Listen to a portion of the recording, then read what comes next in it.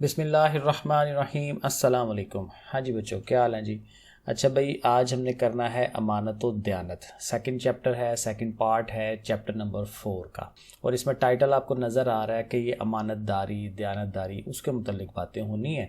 तो इसको ज़रा शुरू करते हैं, पढ़ते हैं, अपना समझते हैं, पेपर की तैयारी करते हैं। सो लिखा है, अमानत और दयानत से मुराद किसी भी शय और काम को उसके दुरुस्त तकाज़ों के मुताबिक अंजाम देना है। अब देखें कितनी मज़ेदार बात कर रहे हैं कि अमानत और दयानत क्या होती है कि आप कोई भी काम कर रहे हैं ना, ठीक है, उसको आप वो जो काम किया जा रहा है उसके जो तकाजे थे काम करने के कि ऐसे ऐसे होना चाहिए और हम वैसे ही करें, तो फिर हम कहते हैं कि हम अमानत और दयानत से वो काम कर रहे हैं।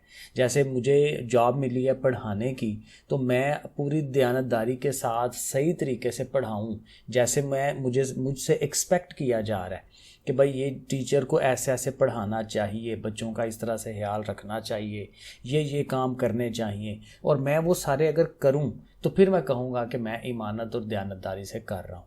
और डेफिनेटली अगर मैं उससे आगे पीछे होता हूँ, जो मुझसे एक्सपेक्ट किया जा रहा है वो मैं नहीं करता, तो फिर अमानत और दयानतदारी नहीं होगी। तो ये जो लफ्ज़ आ रहा है ना, दुरुस्त तकाज़ों के मुताबिक अंजाम देना, ये असल बात है कि जो भी काम किया जा रहा है, जो उसकी जॉब डिस्क्रिप्शन है, जो लिखा जा रहा है कि भाई ये काम ऐसे होना चाहिए, तो वैसे वैसे ही किया जाए। अमानत और दयानत का ताल्लुक सिर्फ माल से नहीं है, जो आम रूटीन में हम यही समझते हैं कि किसी ने भाई रुपया पैसा हमारे पास रखा और हमने उसको वैसे का वैसे ही वापस किया, तो ये ईमानतदारी है। तो कहते हैं सिर्फ माल से नहीं है, बल्कि इस्लाम में उसका तसव्वुर नहायत वसी है। वही बात कि ज़िंदगी के हर शोबे में है, और अमानत और दयानत का ताल्लुक ज़िंदगी के हर शोबे से है। सबसे बड़ी अमानतदारी हालके कायनात से इंसानों का वो अहद है। अब देखें ना, ईमानतदारी कब कह रहे हैं कि ये बहुत वसी कंसेप्ट है ये, और सबसे बड़ी ईमानतदारी वही बात आ गई कि जो हम जब हमने दुनिया में आना था तो अल्लाह ताला ने हमसे ये वादा लिया था कि आप लोगों ने जब दुनिया में जाना है तो मेरी बातें माननी है, जो मैं आपको बताऊंगा अच्छी बातें वो आपने करनी है। तो उस अहद को, अगर हम उस वादे को पूरा करते हैं, तो सबसे बड़ी ईमानदारी तो ये होगी। देखें ना, कह रहे हैं कि इंसानों का वो अहद है, वो वादा है, जिसकी पासदारी के लिए इंसान को दुनिया में भेजा गया था। बाकी तमाम अमानतें उसी बुनियादी तसव्वुर से वाबस्ता हैं। बाकी चीज़ें ज़ाहिर है उसके बाद आती हैं। हकूकुल्लाह और हकूकुल इबाद की अदायगी, वैसे हम पहले ये वर्ड अदायगी पढ़ते होते थे, यहाँ पे अदाई का लफ्ज़ आ गया है।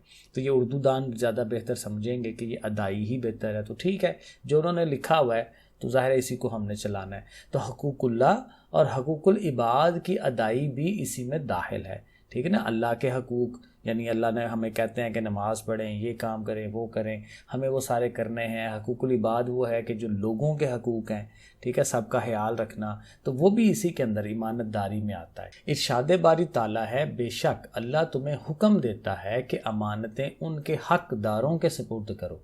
ठीक है ना, जिसकी जो अमानत है उसको वापस करनी है। नबी करीम सल्लल्लाहु अलैहि वसल्लम ने इरशाद फरमाया है कि उस शख्स का कोई ईमान नहीं जो अमानत पूरी नहीं करता। अब देखें ना, ईमान यही है, हम कहते हैं जी हम मुसलमान हैं तो हमारे अंदर ईमान है। तो ईमान कब होगा? कहते हैं जब आप अमानत किसी की पूरी करते होंगे, अमानत में ख़यानत नहीं करेंगे। तो अगर वो नहीं करते तो फिर ईमान नहीं है हमारा। अमानतों की अदाई का सिलसिला हुक्मराने वक्त से शुरू होकर एक खादम तक आता है। अब ये पूरी डिटेल बता रहे हैं कि हमने अमानतें जो देनी हैं वो किस किस ने कैसे कैसे अदा करनी है। उसकी कुछ एग्जाम्पल्स जो हैं वो भी आगे बता रहे हैं कि हुक्मरान अपने फ़राइज़ अंजाम दें, जो उनके काम है, रियाया की जानो माल और इज़्ज़त की हिफाजत करें। ज़ाहिर है हुक्मरान का ये काम है कि जो नीचे लोग हैं उनकी जान माल और उनकी इज़्ज़त की हिफाजत करनी है। अदल कायम करें और उहदा और मनसब अहल लोगों के सुपुर्द करें। ठीक है ना, जिसको किसी को लगाना है कहीं, तो उस वो बंदा जो है उस चीज़ का अहल भी हो कि वो काम कर भी सकता हो।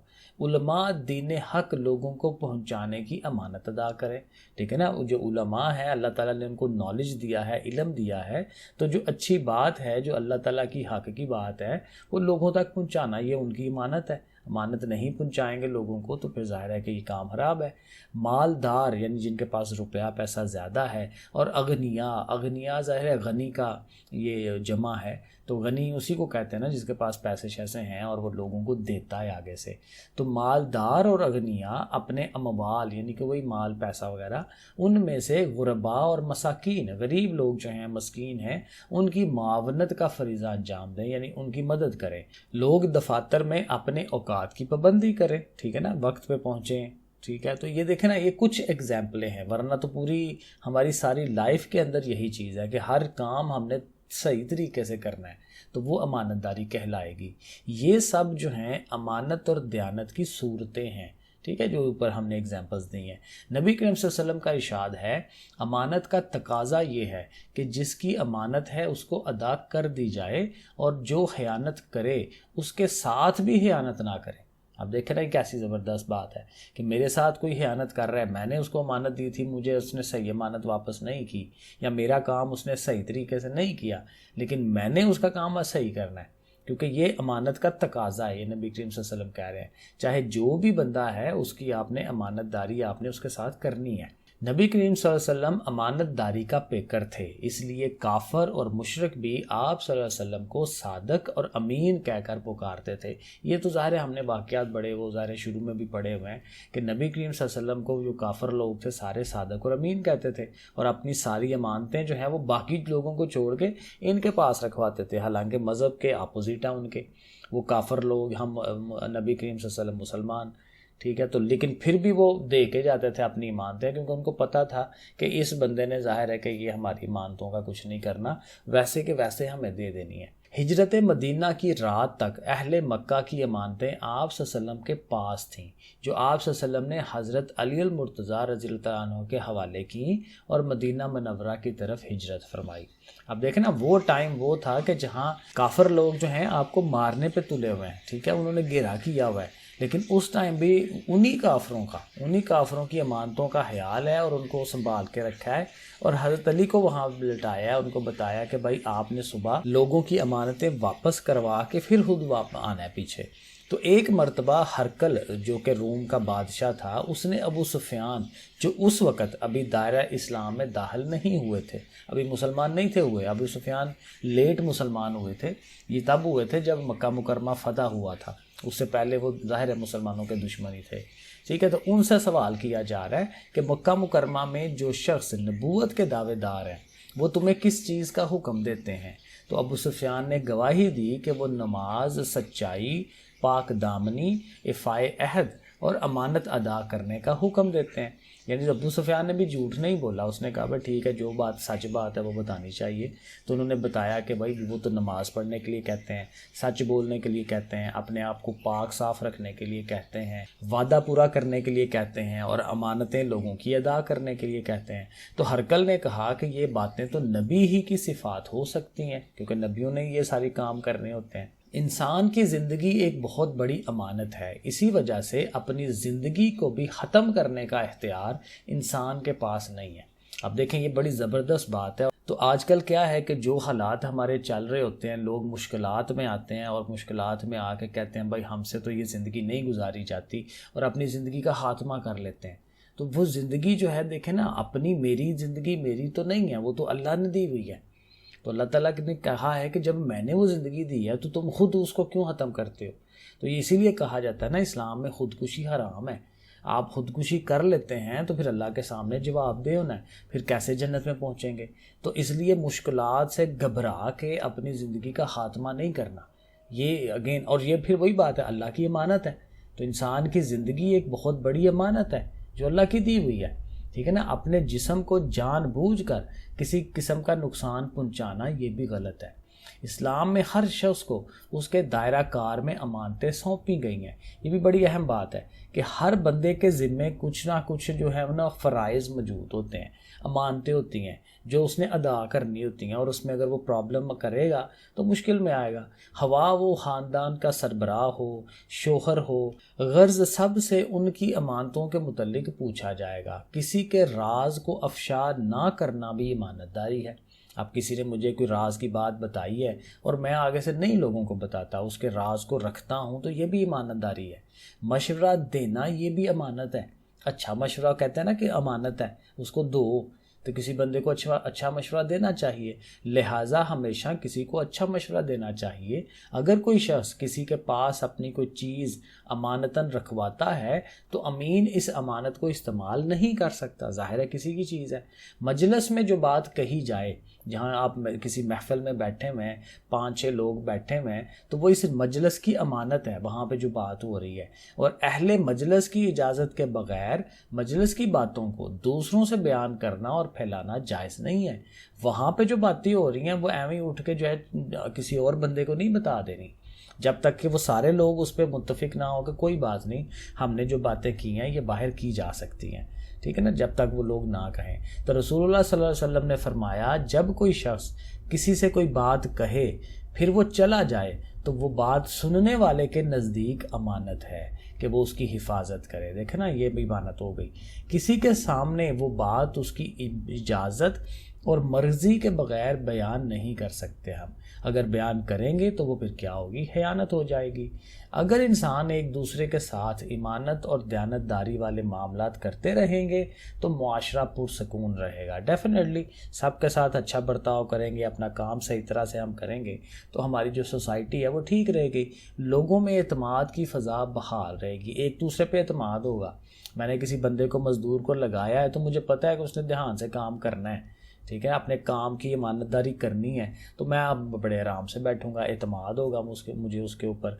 बददयानती और धोखाधड़ी से इंसानी मुआशरे में बदएतमादी और इंतशार जैसे मनफी रुझानात फ़रोग़ पाते हैं। इंतशार यही ना है कि लोग फैल जाते हैं, कोई अपने किसी का मुंह किसी तरफ चल पड़ा है, वो उठ के इधर उधर हो गए हैं, इंतशार है। बदएतमादी, एक दूसरे पे कोई एतमाद ही नहीं है, ठीक है ना, तो मुआशरा जो है ख़राब हो जाता है। मनफी रुझानात, ये मनफी चीज़ें जो माशरे में आ जाती हैं और इंसान की तहलीक के मकासद फौत हो जाते हैं कि इंसान जिस काम के लिए बना है वो तो पीछे रह गया। हम ऐसे उल्टी सीधी चीज़ों में फंस जाते हैं और इंसान ना सिर्फ अशरफुल महलूकात के अजीम मर्तबे से फिर नीचे गिर जाता है बल्कि जन्नत जैसी दायमी नेमत से भी महरूम हो जाता है।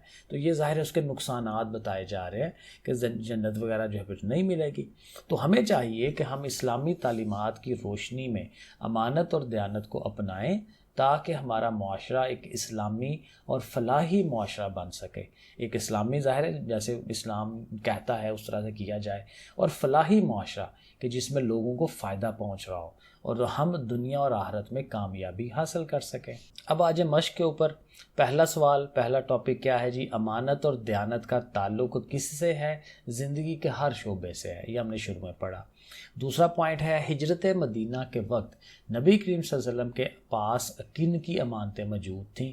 तो ज़ाहिर है कुफ़ार मक्का की थी।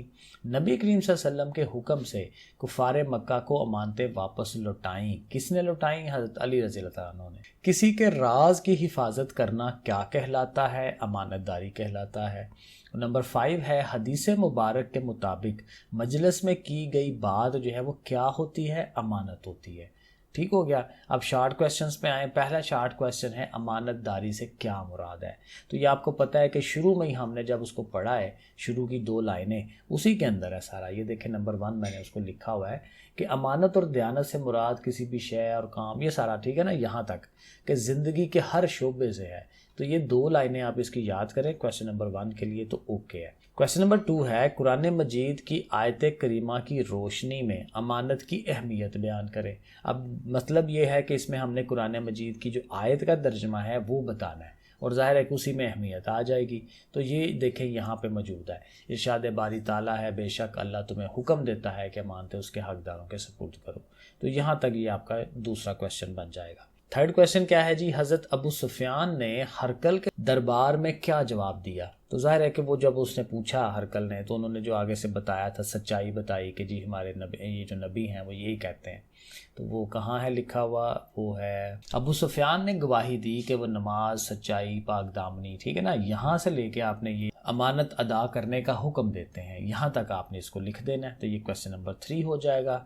नंबर 4 पे आ जाएं, बददयानती और धोखाधड़ी के कोई से 2 नुकसानात तहरीर करें। तो ये नुकसानात ये एंड पे लिखे हुए हैं, ये नंबर 4 ये देखें, बददयानती और धोखाधड़ी, यहाँ से स्टार्ट लेके तो यहाँ तक आ जाएं, महरूम हो जाता है, यहाँ तक आप कर लें तो ये पूरा क्वेश्चन हो जाता है। नंबर 5 जो क्वेश्चन है, अमानतों की अदाई के सिलसिले में अफराद मुआशरा की ज़िम्मेदारियाँ क्या हैं। तो वो जो शुरू में लिखा हुआ था ना कि जी इस बंदे को ये करना है, इसको वो करना है, ये वाला यहाँ से लेके यहाँ इधर से शुरू कर लेंगे या फिर यहाँ से ही शुरू कर लें, ठीक है ना। इधर से लेके तो ये जो लोग दफातर में अपने औकात की पाबंदी करें, तो मेरे हाल में ये सारा कर लें, इधर से लेके यहाँ तक 3 लाइनें बन जाती हैं। तो ये आपने याद करना है इसका। अब आ जाए लॉन्ग क्वेश्चंस के ऊपर। लॉन्ग में जो पहला क्वेश्चन है, कुरान और सुन्नत की रोशनी में अमानत की अहमियत और उसकी इकसाम बयान करें। तो कुरान और सुन्नत की चूँकि बात कर रहा है तो फिर हम वहीं से स्टार्ट लेंगे जहाँ पे पहले आयत आती है और फिर जो है वो हदीस शरीफ आ जाती है।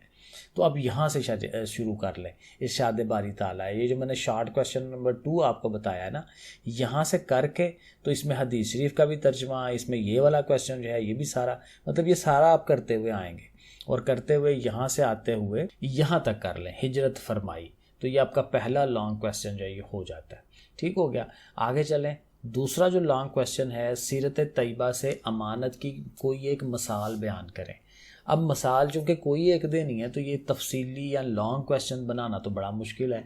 तो वो हम एक जो मिसाल है उसकी 2-3 लाइनें जो बनती हैं ना, वो हम इसको दे देंगे। तो ये देखें यहाँ से आप इसको कर सकते हैं। ये जहाँ पे वो कहते हैं ना नबी करीम सल्लल्लाहु अलैहि वसल्लम अमानत और दयानत का पैकर थे, तो सीरत तैयबा की बात आ गई ना, तो यहाँ से लेके और फिर ये जो हरकल ने पूछा था और वो आगे से बताया उन्होंने कि ये है, तो आई थिंक ये यहाँ तक बन जाता है, ये जो सही बुखारी से पीछे पीछे है। तो ये जो 2 पैराग्राफ है ना ये वाले, ये आप मिसाल के तौर पर दे सकते हैं। तो ये आपका सेकंड लॉन्ग क्वेश्चन बनेगा। ठीक हो गया जी बच्चों। फिर ओके, अल्लाह हाफिज़।